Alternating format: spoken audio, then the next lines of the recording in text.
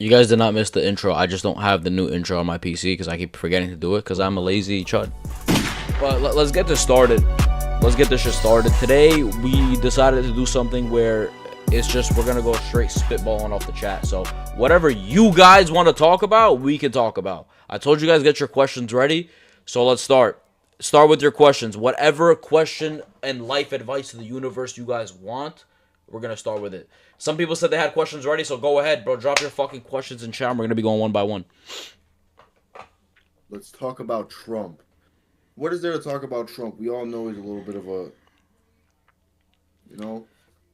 he's one of them now. Yeah. He's always been. I've been asking you questions, but you didn't answer because we're about to start now. How do you make those emotes feel like they're on your screen? Because it's one of the effects. Your daddy calling. Okay, let's get started. I've been fucking my homie's mom and I feel so bad. How do I tell him? What the fuck? Okay, that's a heavy hitter, I guess, bro. What the fuck? Like, bro, you're a snake, bro. Like, that's disgusting. I don't think you ever should be friends with that guy again. And you're a snake. Like, honestly, nobody in the world should ever trust you, bro. That's actually, bro. What? I mean, let's be real. It's a chatter. He's probably fucking lying. But if that's true, honestly, you need to like reassess real shit, bro. Like, if that's true, you honestly need to reassess. You have no trustworthiness. You can't. That's not your boy anymore. Yo, 2K, what's up? That's not your boy anymore. Respectfully, brother. You can't fuck your homie's mom, gang. What? You know what? Speaking of the fucking devil, I'm going to say this one time here, whatever. If somebody sees it, somebody sees it. But there was this guy that I knew that I went to elementary school. No, we didn't go elementary. We went to middle school together. Right? And we were pretty cool here and that. And then after he grew up, he became like this thug, gang member and like rapper and shit. Just straight up straight thug. Until a story came out that supposedly his mother had fucked one of his homies and his homie gave her crack in exchange. That sounds like... And I swear, I'm not lying. I'm not pulling this out of my ass. Wallahi. May God strike me down. Somebody told me this, and it was a very trustworthy source. I don't know how true it is, but yeah, that's the rumor. That sounds like New York, bro. That's such slimy, grimy shit, though. Like, respectfully, why is the mom doing it, and why is the friend, like, you know? And supposedly the mom is the one that asked for it. It was her idea, not even the friends. You guys gotta stop asking about Trump. It's so stupid. Nigga said, yo, AK, do you see Trump as a bad person? Yes, I see Trump as a bad person. Why? He was meant to be the savior of the country. Instead, he was the shill. He was the Trojan horse. He was the Trojan horse, so the whole entire right thinks, oh my God, let's go. We beat the leftists. We beat the world order. We got Trump and they hate Trump. No, Trump is the world order. Trump is the system that we're going so hard against. That's why Trump was so bad. You understand? That was the most negative thing. When you bring in the person that's controlled himself, masked as the guy that's anti-woke, the guy that's anti-establishment, it makes it so much worse because it makes everybody think they're winning when we're all losing cripply. Yeah, that's true. I mean, the whole Trump movement was false hope. Like, it was a false hope program for, like, the average, what is it called? The average American guy, like, the MAGA guys, like, it's all the baby boomers, all the quote-unquote conservatives. It was just a movement. It wasn't really Trump. Yeah. It was the movement of people getting together and voting for a guy who really isn't going to do anything. But it was just the movement that was really what kept Trump afloat. Yeah, it was, because let's be real, MAGA itself as a statement, as a saying, was so much bigger than the guy whose face it is realistically. And you know what's so funny? Because they love to call us gambling addicts. I'm not going to lie to you. Before I went live, I was just chilling in bed watching fucking train wrecks. And he actually said something that I really liked. He said, we need to start looking at these politicians' actions rather than their words. Like, you see James Fishback, he's saying a lot of good things, but are his actions really reflecting that? I don't know yet. You know, we got to see if he even gets implemented. Same thing with Trump. He was saying a lot of good things, but guess what? None of it was implemented. All the good he said, it was just like maybe sprinkled over a horse load of dog shit. But that's the thing about politics. It's always been lies upon lies upon lies to see how far we can get with the voting and when the voting polls, and then when they actually get in there, it's never even 80 to 50% of what they were saying. Exactly. It's honestly the total opposite. It's just false hope, bro. Like, if you want to be honest, like, Joe Biden in 2020, for 2020 and 2020 to 2024 was honestly more of a Republican than Trump was. Yeah, the way things are currently, I low key Ahmad miss asked, Trump. Yo, AK, are your parents atheist or Orthodox? Neither. We they're Albanians, bro. They're Albanian Muslims, right? Claim Muslim, don't really practice. It's just the way life goes, gang. But what I will say, and I was gonna say this earlier as well, like we were talking about how like we need families, we need parents, especially of the household, to act holy like. And you know what's funny? In their words, my parents are not Muslims in their words, but the way they act, the way they coordinate the household, the way they raised me and my brother, it's a very Muslim way of life. And I think that tends to, both sides are very important, but that side was also very important to me, having a good childhood and being raised with certain morals. Base Labab said, wait, is Skanderbeg an Albanian national hero or a Christian hero? I want to hear this. Well, I'm going to tell you something. He's both.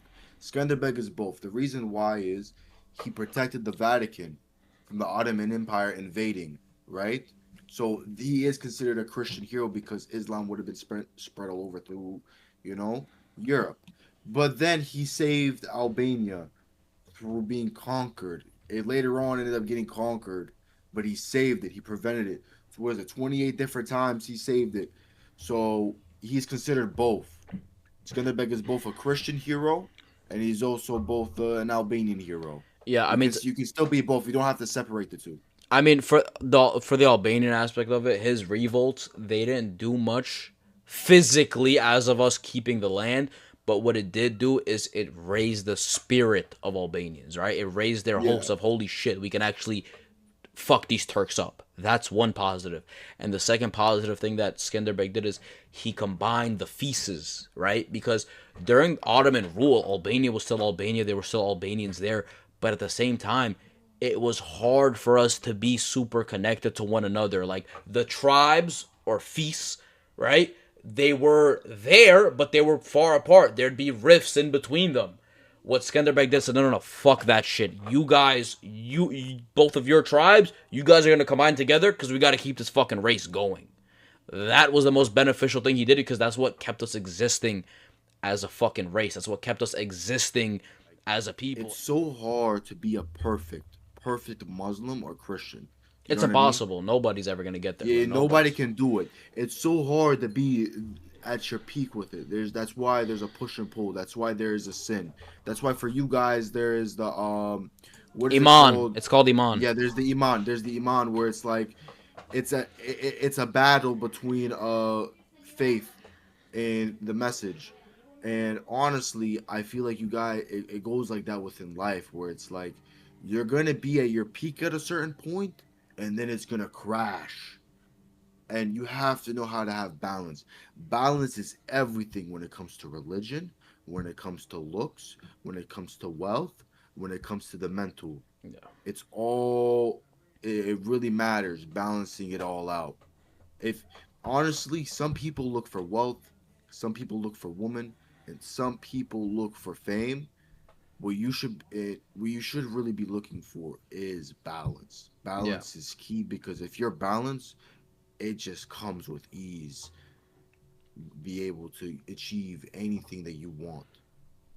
Yeah, because it's like, bro, if you can keep that balanced state day by day, meaning you're targeting on all fronts, you're striking the iron hot on all fronts, that's when you really start succeeding in life. That's when you really start to see the success as well. If you can balance relationship, family, work, fun, friends, everything, like if you can strike the iron hot on all fronts, you're winning. And it's just the truth of it, bro. And I like what you said about the it's called the iman, right? It's like your inner belief of how faithful you really are. It goes up and down. And it said this in the Quran. It goes up and down. There's times in life where you're more religious than times you're not. But your job is to pretty much still have the belief within you of worshiping God himself and still try your best to follow in the steps and the acts that you're supposed to take. Jump into the red pill. You're gonna be taught to hate women, but women are a beautiful creatures. You cannot harm them. If you harm one woman, you damage literally 15 different men, 20 Yeah. different men. If that girl becomes a hoe, she's gonna go through guy, through guy, through guy, through guy, through guy, and you damage them. So are you helping men or are you against men? And that's the thing. If you help yourself and you see the beauty within woman and you know how to control the nature of a woman, then not only do you help yourself, you help the woman, you help the men, and you help your children in the future. And that's where a lot of people lack. You help society. That's really it. And Yes. I like all of what you said. I'm gonna keep it a buck. Everything you said, I completely agree with that. Because it's like when you don't have that in the home, when you don't have the two-parent household, whatever the fuck, you really do have to end up looking to somewhere to substitute that source that you're missing. You know. And some people go to the right substitute. Some people go to the wrong. You give examples of the right, and I like that a lot. But yeah, bro, it's just when two people really like each other, they know what it takes to stay together. And I think that's also another thing that's lacking, right? Because all of this that we talk about, what does it do? It's like little nicks and little knacks and little nicks and little knacks, and then it becomes a byproduct and it produces a society that's just not as good as it was, you know? And these are things that happen with time.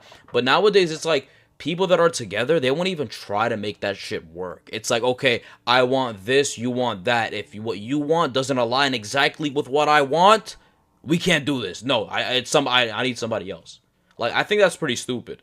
I think if you generally love a girl and a girl generally loves you, even if you have different opinions on a certain things, on like a few certain things or whatever the fuck, most of the time majority is gonna be in agreement. But even on those certain things, I don't think you should start picking hairs. I think those two just kind of start to mesh, unless they're like real big heavy hitters within their relationship.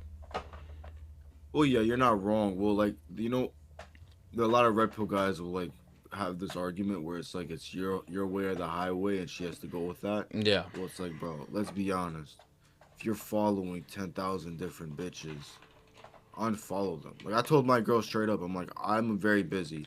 I'm not gonna sit down and unfollow every single bitch for 4 hours. I'm gonna do it little by little, but you're gonna delete your TikTok. And she deleted it, right? And it was cool. But like I'm not gonna talk to other bitches. I don't wanna talk to other bitches. I just want her, you know what I mean?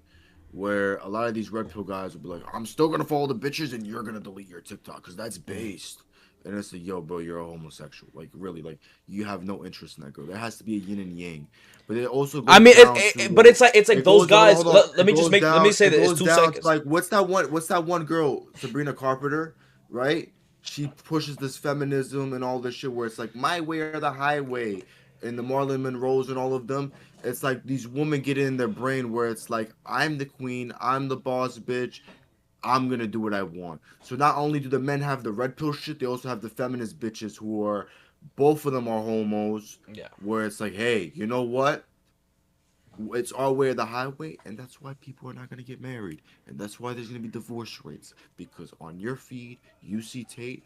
On her feed, she sees Beyonce going at Jay-Z, and it's gonna be an attack. And there's no. Does body count matter to you or loyalty when with nigga, body count 100% matters. That's pretty much looking at the track record. If you see a bad track record of body and still not together, there's something wrong with that one, chief. But yeah, it does matter. It does matter. And money matters. We talked about this already. Nox, anything else would your heart desires to talk about, or you want to wrap?